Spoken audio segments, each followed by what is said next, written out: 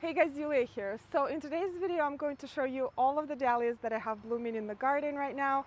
And frankly, this has not been the best season for dahlias because we had a number of severe storms in the middle of the summer that took them down almost completely to the ground. I'm not saying, a couple of branches or a flower here and there. No, completely to the ground. So I was somewhat upset, but as it turns out, dahlias are incredibly resilient plants and they came back beautifully. They are blooming so nicely right now. And they actually love the cooler weather that we're having right now. And dahlias in general bloom better in cooler weather. The flowers are better formed and they last for longer. Anyway, let me show you around. All right, I will start with this Kelvin Floodlight in our front yard. And a quick design tip, I like mixing my dahlias with fine textured plants like this beautiful native Amsonia and some grasses. Otherwise, they look a little bit bulky to me and a little bit like just too much, too much. Anyway, check out this flower. Absolutely beautiful, buttery yellow, very large plate-sized dahlia.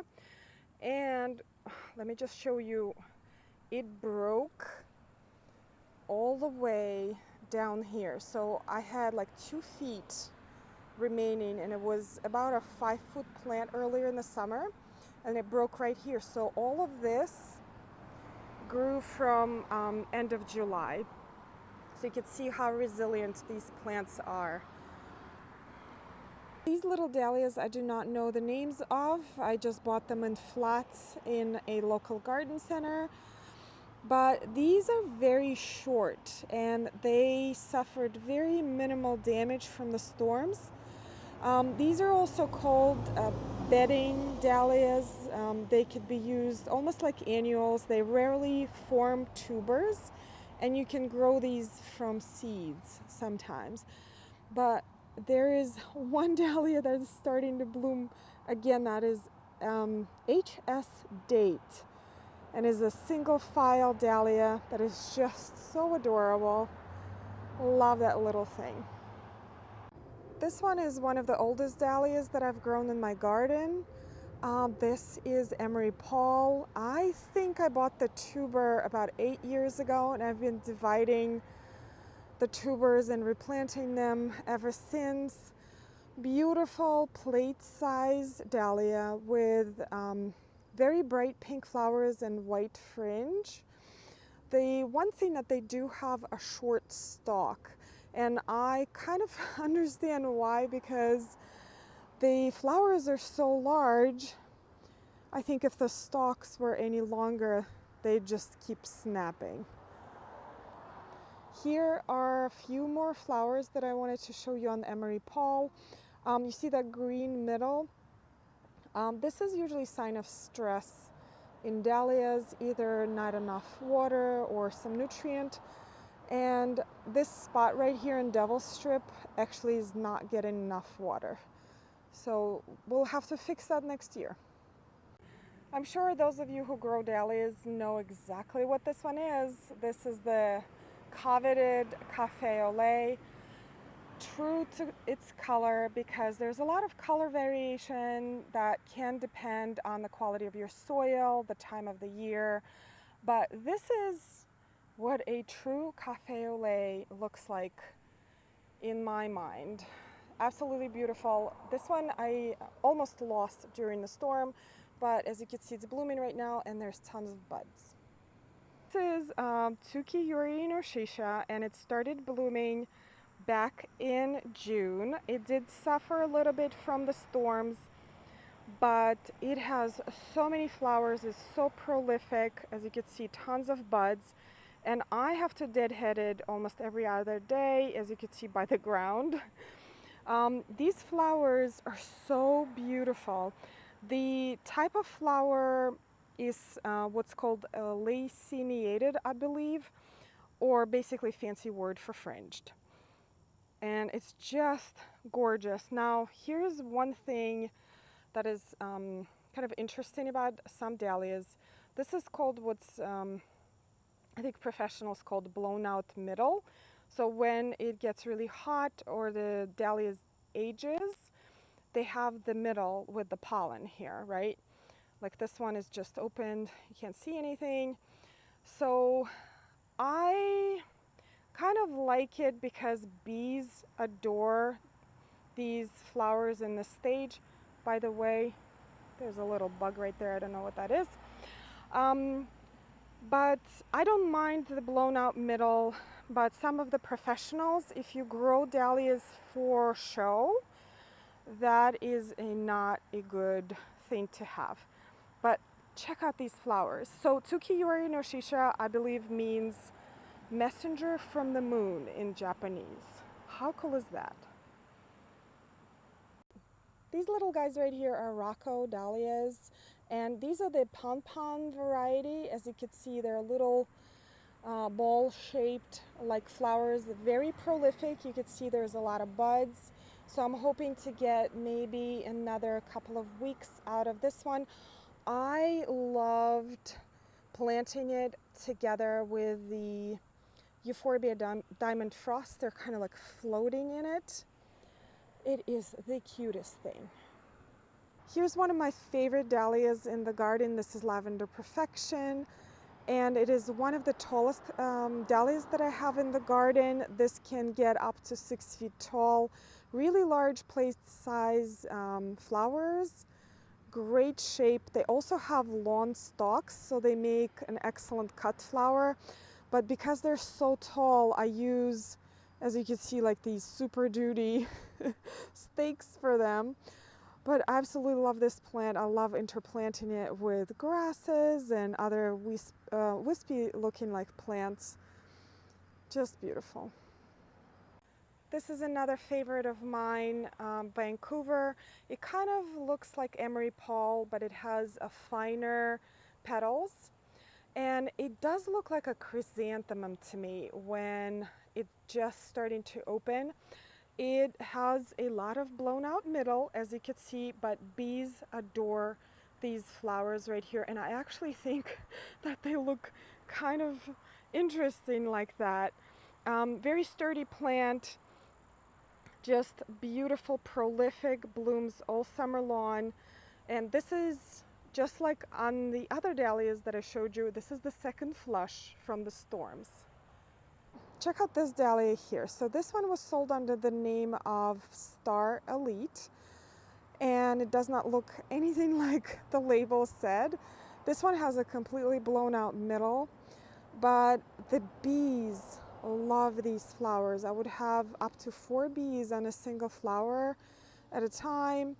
I am not sure if this is a defective tuber or this plant is just was under a lot of stress. So I will try it again next year. I'm not going to get rid of this plant yet and give it another chance. These beautiful dahlias right here, unfortunately, I do not know the name of, or I am uncertain of it.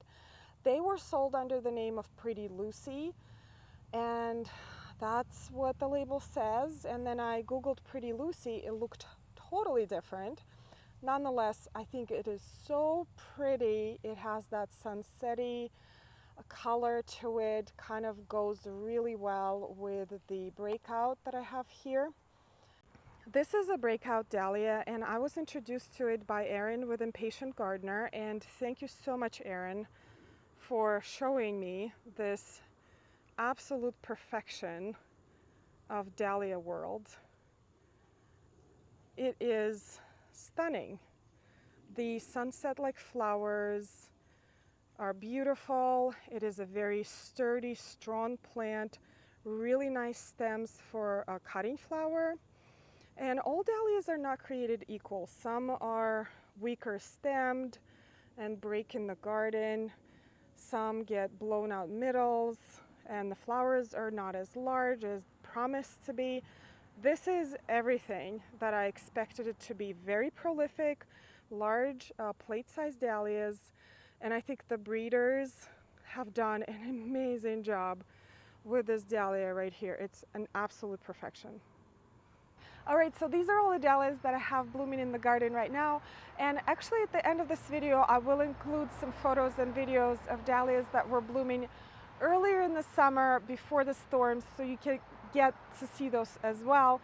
But I just want to quickly go over Dahlia Care, because dahlias are actually quite low maintenance plants. If you are a true gardener, they don't really require that much effort on your part to perform great.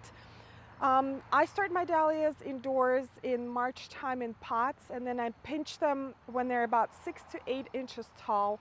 And around May time, I bring them outside and I plant them in the ground. I do not stake them right away because I do not like the look of stakes when the dahlias are still small, so I actually stake them as they grow. Around July time, there are bugs that appear usually and start chomping on the flowers, like the Japanese beetles or the cucumber beetle. So I either collect those or I spray with a neem oil. They do have mildew sometimes appearing at the end of the season, like you see in these dahlias right here, Lavender Perfection. But it's really cosmetic, and it's so late in the season. I'm almost ready to dig them out. It's not a big deal. As for fertilizer, dahlias do not like high nitrogen fertilizer. It's all about the flowers and the strength of the stems. So definitely get the fertilizer that are specifically designed for dahlias. The first number has to be low. I will post the fertilizers that I use in the description down below. Check those out. Probably one of my favorites is the Flower Tone. It's a great organic fertilizer. I do use a couple of synthetic fertilizers for tomatoes. Tomatoes and dahlias actually have pretty much almost the same requirements as for staking, pinching, fertilizing. But other than that, as for watering, I do not water my dahlias extra. Maybe sometimes I spot water them if we're having a drought. But here in northern New Jersey, we're actually having consistent rains during the summer, and dahlias do not need any extra water. And actually look out for drainage, because that's one of the things I think they will not settle for, is poor drainage. And right around this time of the year, if you are in a colder environment, you should start thinking about putting your dahlias for storage. If you live in a zone 8 or below, you have to store your dahlias for the winter, because otherwise they will freeze. Zone 7 is sort of a borderline. I've heard of people mulching it quite thickly and them surviving over the winter, but it's up to you. You are taking a risk, however. So I dig out all of my dahlias and I store them in the basement in the temperature between 40 and 50 degrees.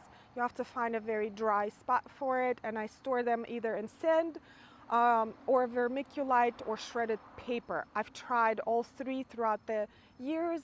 Sand works for me the best, however, it's very heavy. The second best is vermiculite. There are storage dahlia videos that I made a few years ago. You definitely can check those out, although I should probably update those at some point.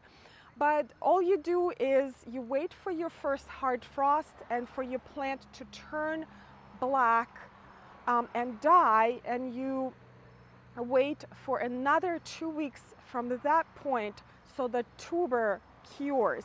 That is very important, because if you dig them up right then and there, they actually do not go into dormancy.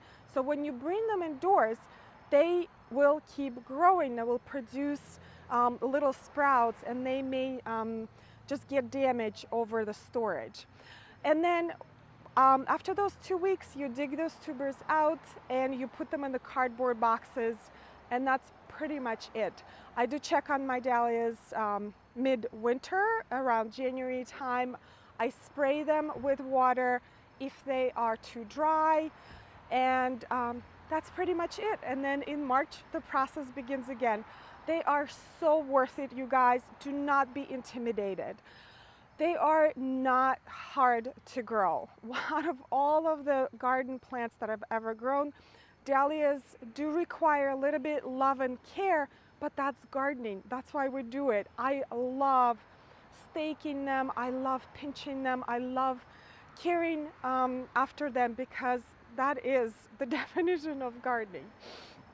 Anyway, Thank you so much, guys, for watching. I hope you learned something new today, and definitely try to grow these beautiful plants.